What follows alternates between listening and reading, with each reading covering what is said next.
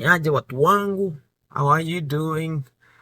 Welcome back to the Maranga Show. And on this show we talk about economic, political and social issues affecting our lives.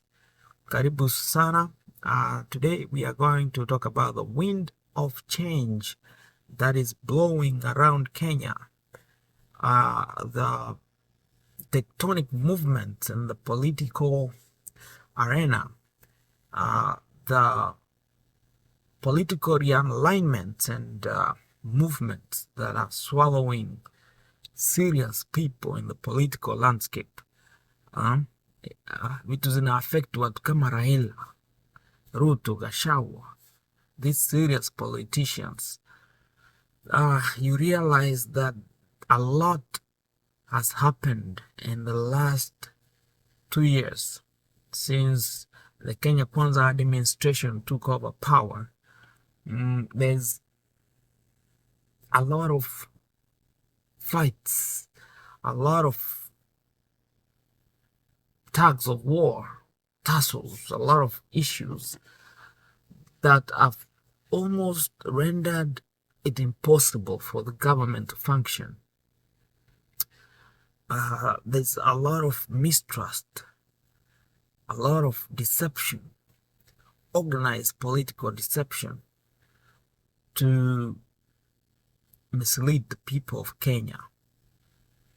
And they say that when you want to catch fish, you stir the water so that the fish are confused and then you easily catch them. It's either whatever that's happening in Kenya is organized political communication, or there's lack of understanding of the tenets of leadership. You see, currently there's no official opposition in Kenya. Parliament, which should be the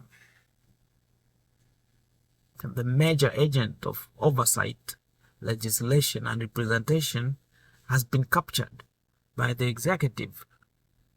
Judiciary, the Kenyan people don't trust the courts anymore. The police, some of them have gone rogue. So there's a lot of issues happening at the same time and affecting the lives of the people of Kenya. There's a lot of uncertainty of what is going to happen.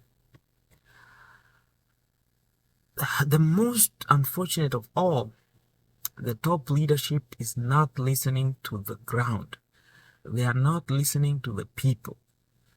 They decide whatever they want to decide whenever they want to decide. You see, recently the Gen Zs went to the streets agitating for good governance, service delivery, improved service delivery, end to corruption, end to impunity, end to police brutality. The Gen Z concerns were genuine concerns. Somehow, the government, the top leadership dissolved the executive, and in a short period of time, restored some confidence in the people. And then all of a sudden, some of the CSs were brought back to government. They were sanitized. There was no proper interviews. They were rubber stamped by Parliament. They are back in office.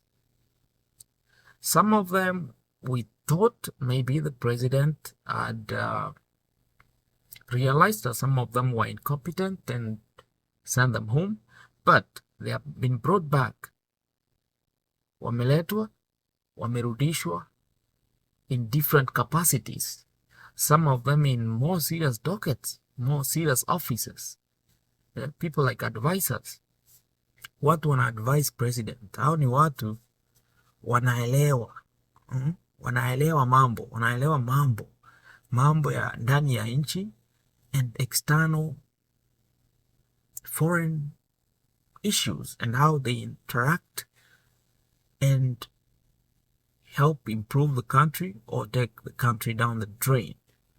So umeleta watu wenye ulifuta ambao hawakuwa na uwezo ama na ufahamu wa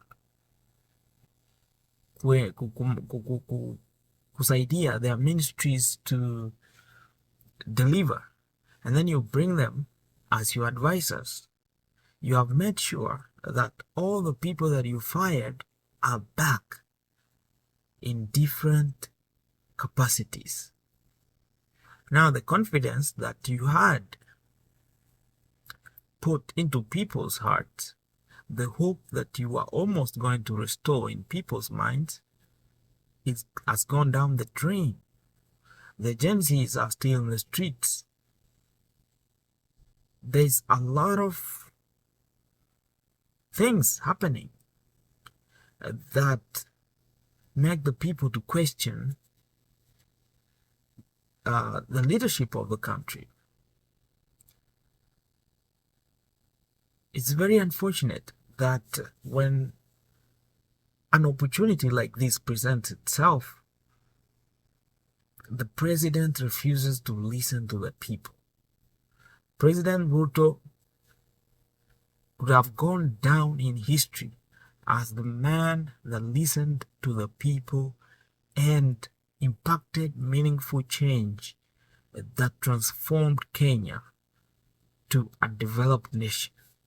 Because there's a lot of potential in Kenya, but the cartels that the president was singing about during the campaigns, the cartels that had monopolized the entire system, are still fighting and trying to maintain their monopoly. Look at Safaricom, for example. They have heard that Starlink is coming to Kenya to provide cheaper internet. Now they are fighting that because they have been enjoying monopoly for a long time. And you know, these companies is the bigger political elite, the bigger people in the society that hold shares in these companies. So they have seen there's competition coming and they are not welcoming this.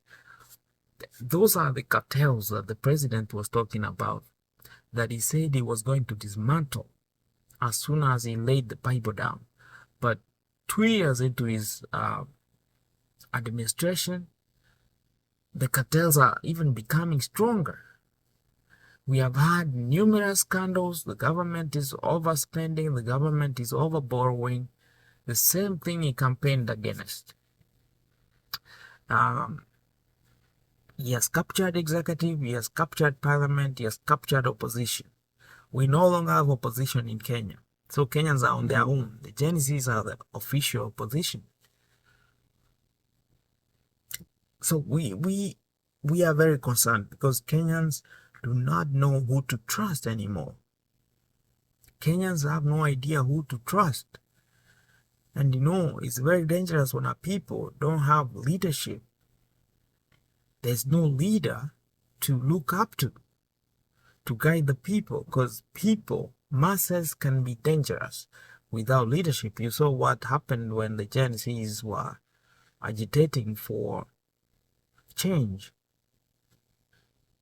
Some people hijacked a very serious, important process. In fact, people in government started calling them criminals because they did not have a leadership. So people without leadership, even elected leadership, sometimes elected leadership can be leadership without leadership when they are not listening to the people. So we are requesting the president to seriously think about what he wants to go down in history as, because it looks like he's more interested in rewarding his cronies than serving the people.